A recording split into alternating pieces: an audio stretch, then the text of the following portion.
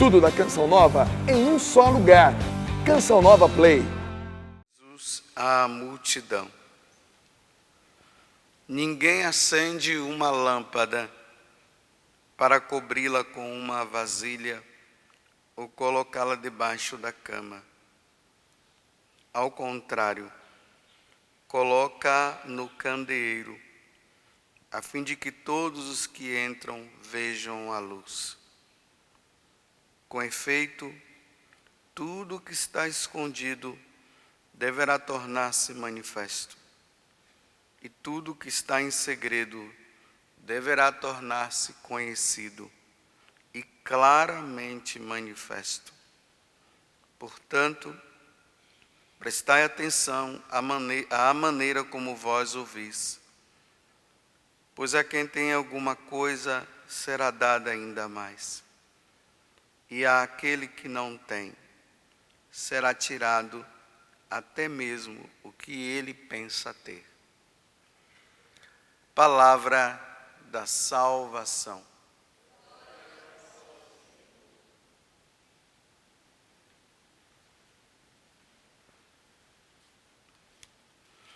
Vocês percebam que no Evangelho de hoje, Jesus olha para a multidão que está ali em volta dele e começa a falar o que nós acabamos de ouvir.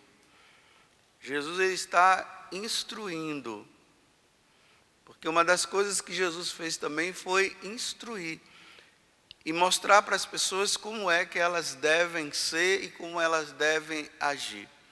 Hoje ele está dizendo como é que nós católicos devemos viver. Nós somos chamados a dar o bom testemunho nos lugares onde nós estamos.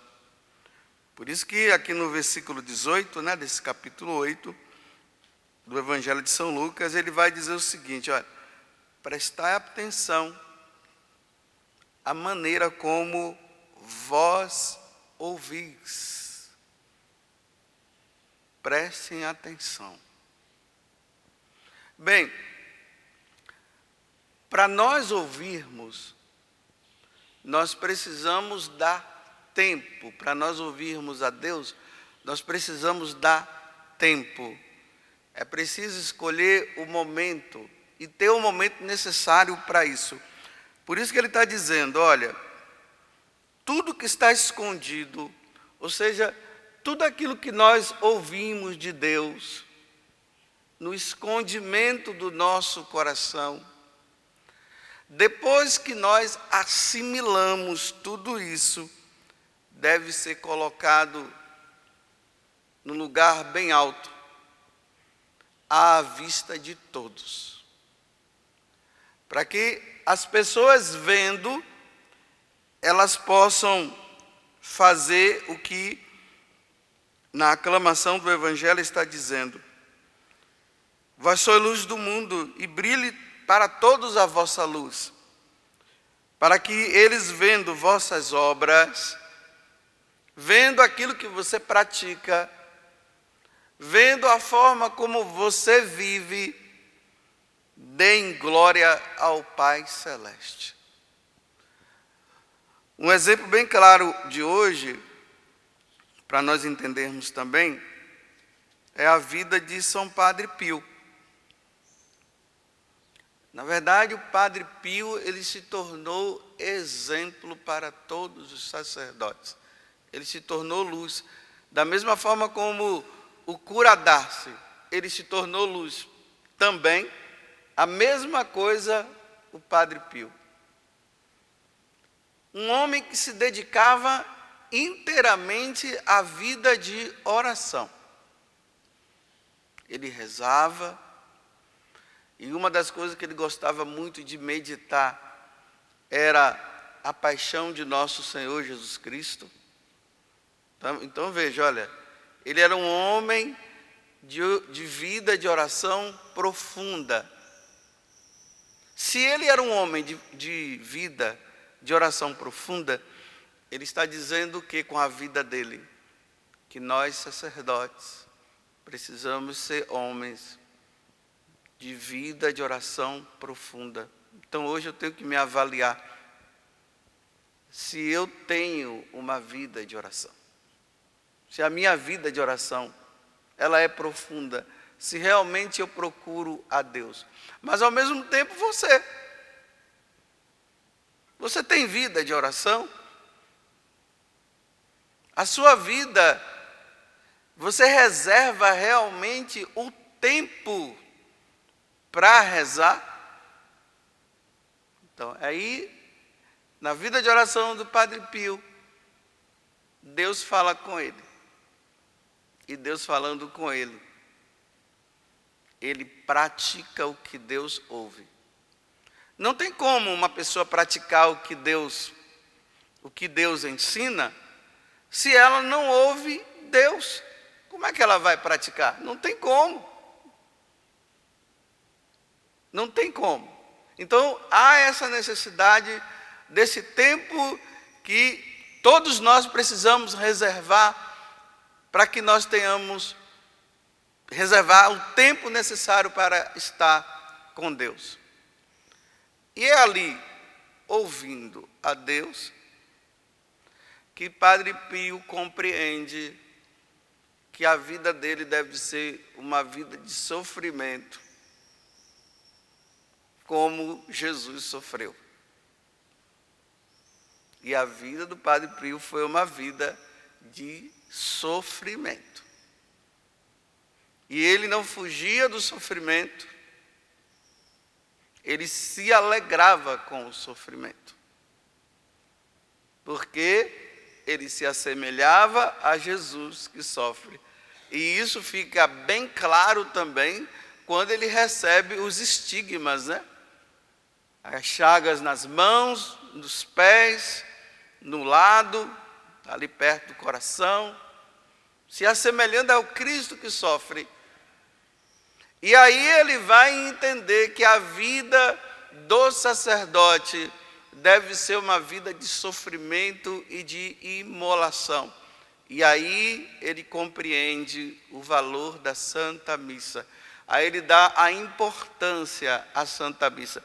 Vocês veem que não se fala que o Padre Pio era um grande pregador do Evangelho. Hoje as pessoas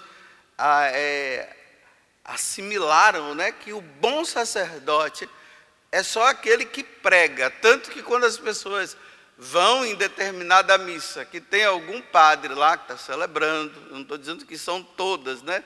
Mas a maioria é assim. Nossa, você gostou da missa? Nossa, a pregação dele foi maravilhosa. Tá vendo? Só fala da pregação, mas não fala se o sacerdote é piedoso, se realmente, na hora que ele está celebrando a missa, ele se entrega, ele se imola ali junto com Jesus, que está sofrendo. Tanto que uma vez falaram, né, porque começaram a questionar, que as missas do Padre Pio eram muito demoradas.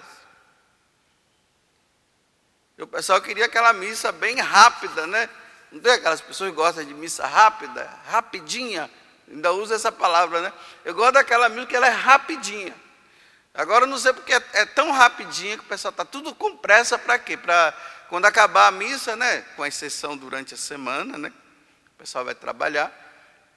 Mas o domingo é reservado para isso. Eu não sei o que o pessoal vai fazer depois que fica atrás de uma missa bem rapidinha. Aí depois vai para onde? Para o barzinho,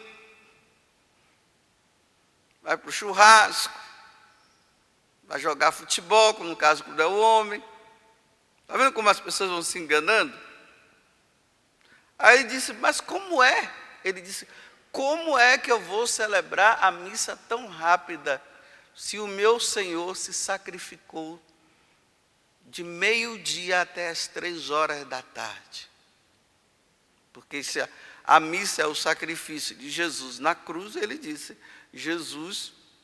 o sacrifício de Jesus durou 3 horas.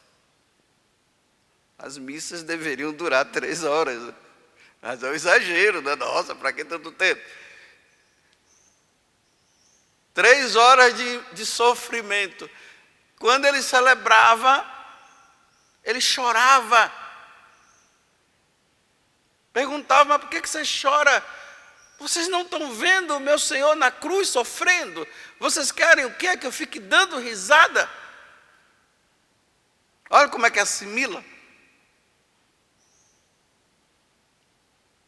Então, na hora que ele celebrava, ele entrava dentro daquele mistério que, infelizmente, eu não consigo penetrar. Eu, como padre, é uma vergonha. Eu deveria entrar nesse mistério também. Era para eu estar em todas as missas chorando. Mas me distraio tantas vezes, estou toda hora distraído. E ele não se distraía dentro do que ele fazia. E chorava. E se imolava. E se entregava. E quando ele celebrava, ele via Jesus morrendo pela salvação das almas. E ali ele assimilava isso. O meu Senhor está morrendo agora pela minha salvação. Por isso que na carta aos Hebreus fala, que o sacerdote é aquele homem que é tirado do meio do povo para oferecer o sacrifício por si e pelo povo. Então, ele estava oferecendo, e ao mesmo tempo que ele se oferecia, ele pedia perdão a Deus dos pecados dele e da humanidade.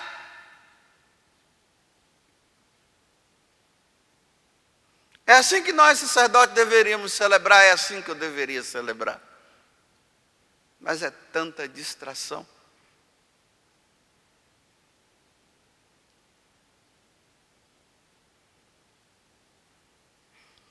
Imagina, no sacrifício da missa, ele oferecia a vítima, ele se tornava a vítima, é a pessoa de Cristo. Ele oferecia o Cristo pedindo perdão ao Pai pelos nossos pecados. Acabava a missa, aí ele fazia a segunda parte. Ele ia para o confessionário. Claro, tomava o cafezinho dele, ele celebrava a missa ali bem cedo, 6 horas, 5 horas da manhã, agora não estou lembrando direito. Era entre 5 ou 6 horas da manhã. Aí ele ia tomar o café e ia para o confessionário. Agora, ele vai exercer a misericórdia através do perdão dos pecados. Agora ele vai ouvir as confissões. Agora ele vai abrir a porta do céu para os pecadores que estão atrás da misericórdia de Deus. Para os que estão atrás, porque tem aqueles que não estão atrás. E ali ficava esperando as pessoas virem. E ali ele ia dando o perdão. E aqui vai até uma pergunta, Quantos anos faz que você não se confessa? É incrível. Ultimamente, nas confissões que eu tenho ouvido, tem pessoas que chegam dizendo assim, olha, eu tenho 20 anos que eu não me confesso. Isso é bonito, entre aspas, Pelo menos voltou, 30 anos sem se confessar. Padre, eu só me confessei no dia do crisma. Outro só no dia do meu batismo. E o que me causa escândalo ainda, eu fico escandalizado ainda, é claro que eu não demonstro, mas o escândalo aqui é preocupação, que eu fico, é a preocupação do quanto que essa pessoa colocou em perigo a salvação dela. Eu me confessei na última vez, foi na minha primeira comunhão, e a pessoa já tem o quê? 40, 50 anos. Imagina você, e trabalha na igreja, o pior é isso, está na igreja, faz parte dessa ou daquela pastoral, está ali dentro, mas o coração está tão distante, está preocupado em fazer coisas, vai fazendo coisas, mas o coração está longe de Deus, anos e mais anos a se confessar. Olha, eu vou dizer, paróquia aonde os paroquianos não confessam, é porque o padre não está falando dos pecados do povo e que eles precisam se confessar. Está se falando de tudo, menos da ofensa a Deus. Está tudo bem, está tudo maravilhoso. Então as pessoas acabam por não se arrepender dos pecados, porque não há convite ao arrependimento. Aí o confessionário fica vazio. E como vai se salvar se as pessoas não se confessam? Quantas vezes eu falo isso para as pessoas? Meu filho ou minha filha, você quer ir para o céu? Sim, padre, eu quero ir. Eu disse, mas como que você vai para o céu se não se confessa? Ninguém entra no céu sem a confissão, não. E eu digo, olha, e não é confissão comunitária, não. Porque o pessoal fica atrás de confissão comunitária. Se senta lá, o sacerdote vai falando algumas coisas, elas ficam ali, depois ele dá a absolvição e todo mundo vai embora. Confissão é para confessar. Confessar significa falar. E para se falar tem que ser com o sacerdote. Não é ouvir e depois ir embora. Então, se as pessoas não se arrependem dos seus pecados, elas até participam de tudo, e não se confessam, como é que vão se salvar? E ali a gente via, né? Aí as pessoas não entendem. A dureza do Padre Pio com o penitente, se fosse hoje, o pessoal ia querer processar. Por que ele era duro? Porque as pessoas tinham pessoas que iam e não demonstravam arrependimento dos pecados. Aí ele dizia, vai embora. Quando ele dizia, vai embora, eu não vou te absolver, era para a pessoa tomar consciência. E muitos voltavam depois arrependidos. Agora, é bonito quando o Padre Pio atende a confissão do pai dele. Isso aí eu acho um espetáculo. Ele está ali, aí o pai dele estava em cima da cama, e o pai dele diz assim, meu filho, peça para Jesus me curar. Porque ele estava muito doente. Aí o Padre Pio diz assim, não, pai, eu fiz um pacto com Jesus. Nada para mim, só para os outros. Quantas pessoas foram curadas através daquele homem, e na hora que o pai dele disse, peça a Jesus para me curar, ele disse, não, pai, nada para mim, só para os outros. E ele sabia que o pai dele ia morrer, o último momento da vida dele, do pai. Agora ele precisa levar o pai à salvação.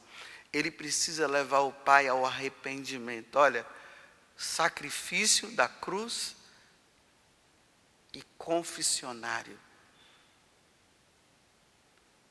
Aí ele disse para o pai, pai, o senhor não quer se confessar? Aí o pai dele diz assim,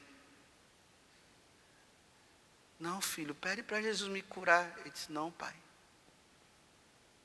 Ah, o senhor está com vergonha, né, papai? Aí o pai fica ali quietinho e diz, tá bom, pai, eu te ajudo. Aí ele pega a estola, coloca, começa a dizer assim, papai, o senhor vai fazer o seguinte, eu falo e o senhor diz, perdão, Jesus. Aí ele diz, papai, por aquela vez que o senhor traiu minha mãe com aquela americana. Olha, o pecado mortal. Adultério. Aí o pai dele diz, mas como é que você sabe? Ele, pai, só diga piedade. Tem piedade de mim, Jesus. Pede piedade de mim, Jesus. Por aquela vez que o Senhor roubou tal coisa, piedade, Jesus, de mim. Por aquela vez que o Senhor embriagado, o Senhor bateu no meu irmão e mandou ele embora, piedade de mim, Jesus. E aí o Padre Pio absolve ele. E aí o pai disse: filho, Jesus me perdoou, ou seja, eu vou ser salvo. Aí ele diz assim: papai, eu já falei para Jesus que o Senhor é um homem bondoso e tem mãos calejadas. Aí ele chora um pouquinho, e em seguida o pai morre. Sacrifício da missa e sacrifício do confessionário. Aqui estão os dois patamares da vida de um sacerdote. O sacerdote tem que estar no altar e no confessionário. Preocupação com a salvação das almas. Eis a preocupação. Por isso que o Padre Pio acaba se tornando luz para todos nós sacerdotes. No dia de hoje, nós possamos rezar por nós sacerdotes. Rezem por nós sacerdotes. Duas coisas que precisam rezar. Primeiramente, pela nossa perseverança, porque nós precisamos perseverar no sacerdócio até o fim. Vocês sabem, né, que tem padres que não têm perseverado, né? Será que eu vou perseverar? Eu não sei. Eu sei que eu tenho 22 anos de padre. Até hoje eu perseverei. Mas será que eu vou perseverar? Eu não sei. De repente eu posso me aborrecer com a igreja, ou eu posso arrumar uma mulher aí e pronto, eu abandono tudo. Então reze pela perseverança nossa, pela nossa fidelidade, por aqueles padres que estão em crise. E rezem para que nós exerçamos bem o nosso sacerdócio, fazendo aquilo que é necessário, aquilo que é próprio de padre. Existem duas coisas que o padre faz, que o leigo não faz: celebrar a missa, ou seja, consagrar o pão e o vinho, e dar absolvição. Vou repetir, tem duas coisas que o padre faz, que o leigo não faz. Os leigos podem fazer todas as outras coisas, à exceção também da unção dos enfermos, que só o padre pode dar. Celebrar a missa, só padre celebra. E dar a absolvição dos pecados. E o que é que o diabo quer? Nos distrair, nos tirar da missa e nos tirar do confessionário. Pode fazer pregações bonitas, mas se a pessoa não se arrepende dos seus pecados, a pregação foi em vão. A pessoa pode até achar bonita a pregação, mas se não se arrepende, é em vão.